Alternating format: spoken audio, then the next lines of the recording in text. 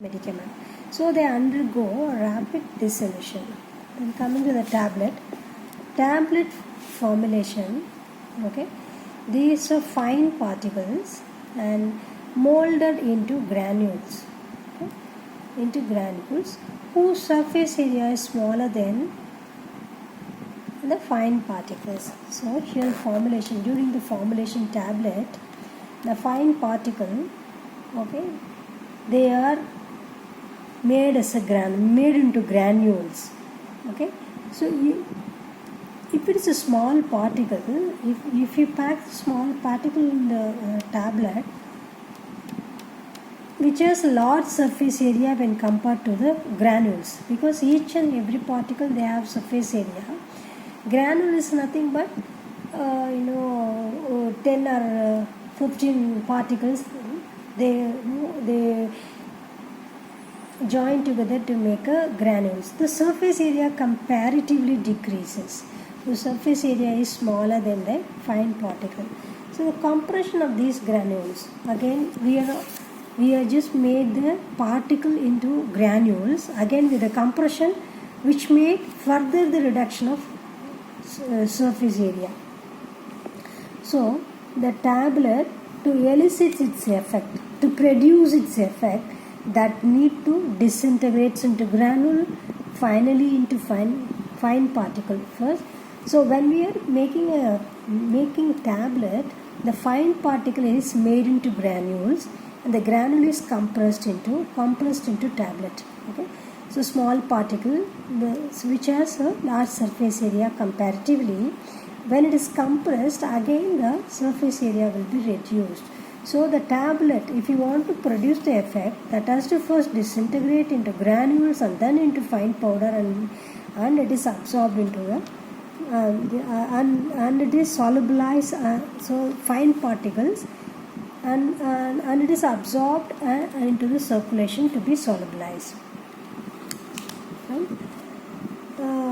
So other than particle size, nature of the excipient, the compression force, okay, what all the excipient we are using in the tablet to make a tablet, and the compression, what is the force of the compression we are using, everything which influences the rate of absorption. Next is about coated tablet. So coating may be sugar coating. Okay, you would have remember sugar coating. So due to the water soluble nature of the sugar coating, the sugar is only used to coat the tablet. So due to the water soluble nature of the sugar, they rapidly dissolve in a gastrointestinal tract. Whereas entry coated tablet, what is the coating material? Cap, right? So whereas the entry coated tablet, they have to disintegrate in the intestine.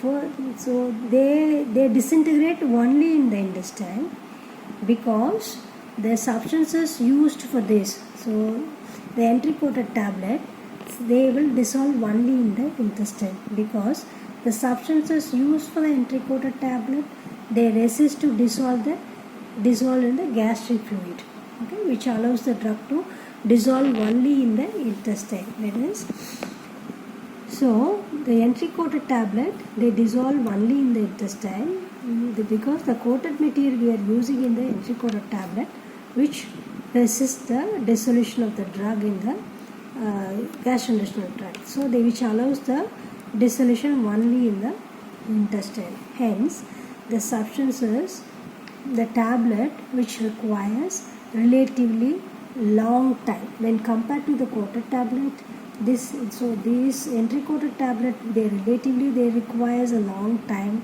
than the sugar coated tablet to attain the required bioavailability. Next is product age and storage condition. Prolonged storage. If the dosage form for a long time, or alter in the storage condition. For example, if you are refrigerating it, and you are just taking out from the fridge and you are just keeping it in the normal room temperature, that will change the nature of the dosage form. So that will modify means change the pharmacological action which results in the altered drug absorption. Sometimes they may get precipitate. The precipitation of the drug molecule changes the particle size. So when they start to precipitate, they will start to join together and form a lumps, right? So the precipitation of a drug molecule changes the particle size, which reduces. If it will, when it becomes lumps, the dissolution rate of the dissolution rate, the absorption, everything decreases. Next, hardening of an excipient. So during the storage, the excipient start to harden. Okay, that will causes increase in disintegration time. So that will take long time to take disintegration. So as a result of which dissolution time decreases. Next is manufacturing variable. This is one of the pharmaceutical factor which comes under dosage form characteristics and pharmaceutical ingredients. Okay, so the manufacturing variables. So what all the process we are using, right? Granulation process. I hope you would have remembered preparing granules in the laboratory. So what we usually do, we convert the powder into granules. We are using granulating agent like starch, isn't it? So see that granulating agent, that process of using granulating agent makes the method differ from, makes that particular method differ from the other two methods. The one is wet granulation method. So when we are preparing, we are in the granulation process, they are used in the preparation of tablet. Which regulate the release of granules. So when the drug particle, they are made into granules. So each granules contain a specified amount of a drug. So the release rate will be uniform. So that regulate the rate of drug release. So wet granulation, it differs from other two methods in the usage of granulating agent to form a compact mass.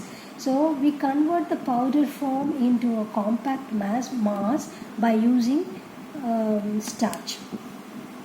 Right, starch solution. So by using this particular agent, granulating agent, this method differs from the other two methods. Dissolution rate of insoluble. Suppose we are using insoluble drug, means the dissolution rate and the disintegration rate, it can be increased by selecting a suitable granulating agent in such a way that will reduces the dissolution rate, right?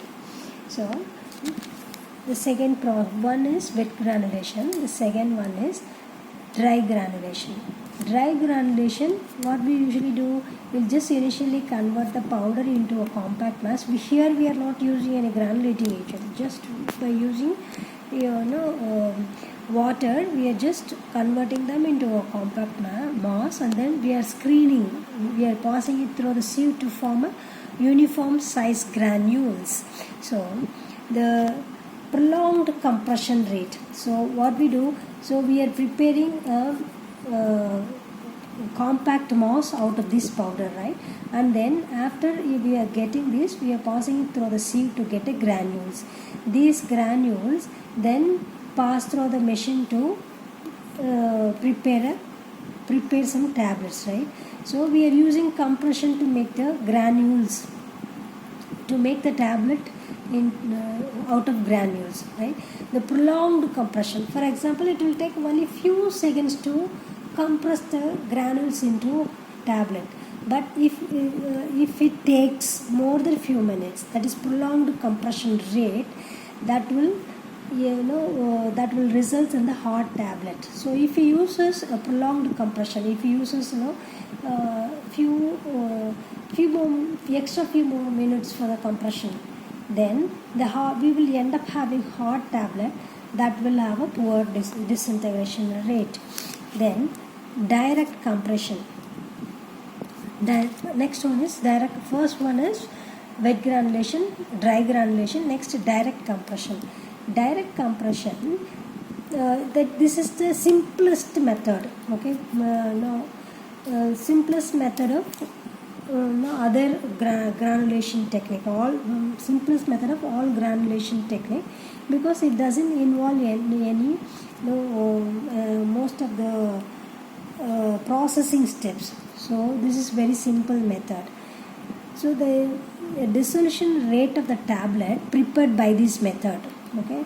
So we are preparing the tablet out of the by using this direct compression method. Without using any water or a granulating agent, we are just compressing the powders into tablet. So that is direct compression. The dissolution rate of the tablet prepared by using this method, which is higher than the wet granulation method, because we don't use any granulating agent to make them hard, right? So here the dissolution rate is very high, and it's the simplest method. It doesn't involve any processing step. And next, this is in the manufacturing variable. This first one is a granulation process, under which we have seen wet granulation, dry granulation, and the direct compression. Now the second one is compression force. Compression, just to make the granules into tablet, we are using compression. The force how we are using, that depends on that influences the rate of dissolution. So if you see this is compression, CF, compression force, okay. If the compression force increases, the hardness of the tablet increases, as I told here. If the compression increases, the hardness increases, the dissolution decreases. So the compression force can either inhibit or promote the dissolution rate, either stop, whether reduce, or whether either increases the dissolution rate, okay, and the compression force, increasing the compression force, which causes the fracture of the larger drug particle into a smaller.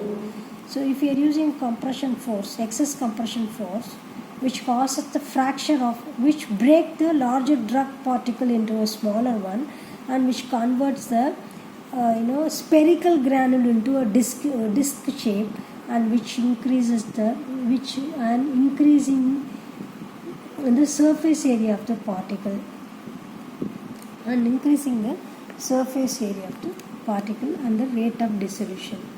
So one is the compression force. If the compression force increases, the hardness of the tablet increases, and the dissolution rate decreases. Fine. So compression rate, increased compression force in another way, okay. The increased compression force that may causes the fracture of the large drug, so that the particle that is broken down into smaller particle and get converted to spherical granules, which is converted as a disc, flat iron. So the surface area will be increased, so the rate of dissolution is increased.